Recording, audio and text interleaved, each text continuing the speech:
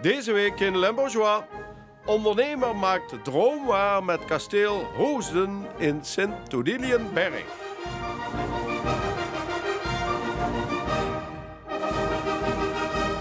Het kopen van een kasteel is geen sinecure, zeker als het grondig moet worden opgeknapt. En dat was ook zo hier met huis Hoosden in Sint-Odiliënberg.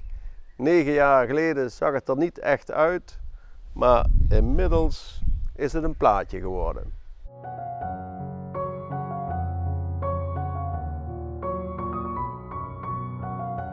Veel werk toch, of niet, als ik dat zie? Ook al ben ik niet in de bouw gespecialiseerd. Wat je ziet, dat klopt. Ja. Inderdaad, een hoop werk. Nou, ik denk wel dat je geïnspireerd moet raken door het idee je moet inspireren. Ja. Maar het is in ieder geval een oude wens die zeg maar nu in vervulling is gegaan. Ja, inmiddels dus 9 jaar geleden dat we hier waren en ja, wat je toen beloofde van de boel gaat helemaal opgeknapt worden. En warempel, het is ook nog gebeurd ook. Hè? Ja, nou, oordeel zelf zou ik zeggen. Ja. Is de droom uitgekomen? De droom is uitgekomen. Ja, ja dat is, ja, dat kun je wel stellen. Dat is een goede duiding.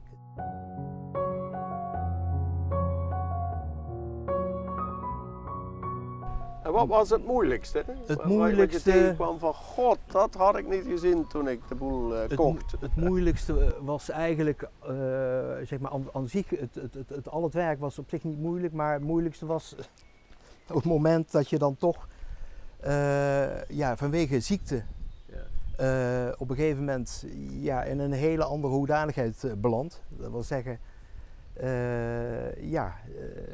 je wordt ziek en dan is je bent zelf in die periode ziek geworden? Ja, ik ben ziek geworden en dan is er paniek. Okay.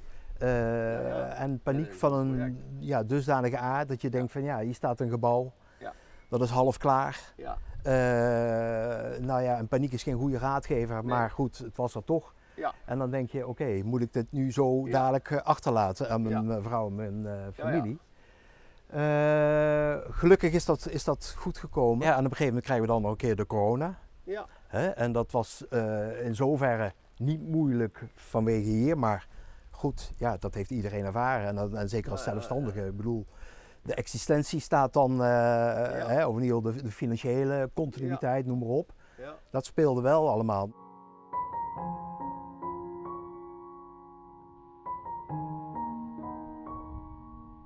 De historie leert dat hier hebben nog ooit Jezuïeten gezeten.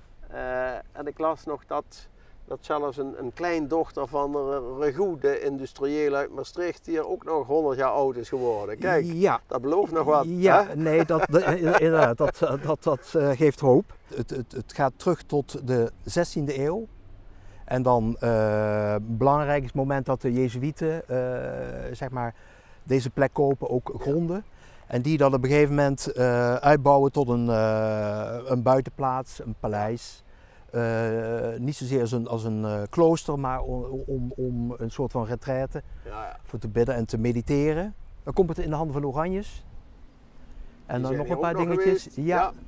En dan is er denk ik wel een belangrijk zeg maar, moment, ook naar de toekomst toe. 1814 wordt het gekocht door een generaal. De generaal Roebroek, als ik me niet vergis. En de nazaten daarvan zeg maar, zijn degenen die hier feitelijk tot 2013 zeg maar, bezit hadden. Nu is het ingericht alsof je denkt, ja, zo is het altijd geweest. Dat is mooi, want zo is het ook bedoeld. Ja. Zo is het ook bedoeld.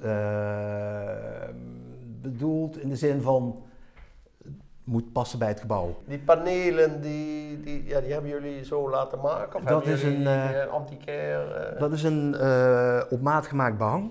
Zo. Ja, dat komt uit Spanje. En hier lopen we naar een kamer van donkerrood, zeg maar. Hè? De Rode Kamer, de bibliotheek. Ah, Ja,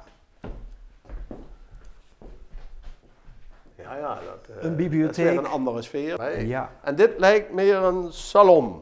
Grote salon Ja, ook weer een open haard. Nou, voor de gezelligheid, Ja. voor de kleine feestjes, ja, voor de muziek. piano. Speelt Ja. er iemand piano? Piano, ja, mijn vrouw speelt piano, alhoewel de laatste tijd wel wat minder. De oudste dochter, de jongste dochter ook.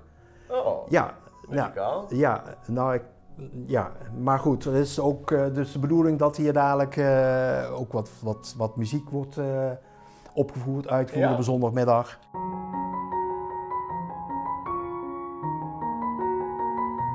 Nou, er zijn mensen die nemen dus bij de hand een architect voor buiten, zeg maar voor de verbouwing of het opknappen, en nog een binnenhuisarchitect. Hebben jullie dat ook gedaan? Nee, dat niet. Sterker nog, we hebben het eigenlijk, eigenlijk allemaal zelf gedaan. dat wil Lekker zeggen. eigenwijs. Lekker eigenwijs. Nou ja, goed, als je de overtuiging hebt dat je het zelf goed doet, wat zou je dan een ander? Sterker, ik denk dat het niks moeilijk is om via een ander je eigen voorkeur te laten gelden. Ja. Dus als je weet wat je wil, dan kun je recht op het doel af. Ja, dit is een etage hoger. En dat is dan een soort woonkamer of, waar de familie zich terug kan trekken. De torenkamer noemen we het. De torenkamer. Ja, zelfs. we zitten onder de toren. Ah, oké. Ja. Oké. Ja. In deze tijd, zeker in de winter, een kasteel en dan de afdeling energie. Ja. Ja.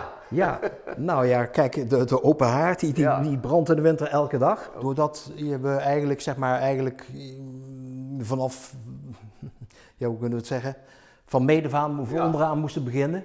Ja, konden we ook heel grondig de vloeren isoleren, de wanden, het dak is vernieuwd, dakisolatie. Dus ja, er is maar één manier dan zorgen dat het behagelijk en goed geïsoleerd is. Zo oncomfortabel dat het was in het begin.